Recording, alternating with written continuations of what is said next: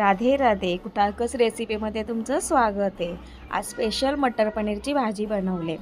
तर मी पनीर पीसमध्ये कट करून घेतले आणि हे फ्रेश मटर घेतले. आवश्यकतेनुसार मी सर्व सामान पण रेडी करून घेतला आणि मी ही खास कांदा, टोमॅटो, अद्रक मिरचीची पेस्ट बनवली.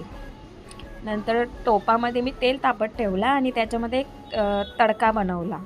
तर तडक्यामध्ये मी चवीपुरता मीठ ॲड केला आणि जी कांदा लसूणची पेस्ट बनवली होती ती याच्यामध्ये ॲड केली. याच्यात मी मटर टाकले स्वच्छ धुवून आणि ते पण मी 5-10 मिनटं शिजवून घेतले.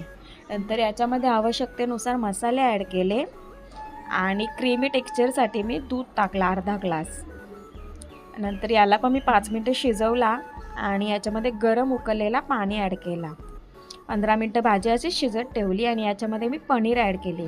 तर घ्या, अशा प्रकारे माझे मटर पनीर तयार आहे.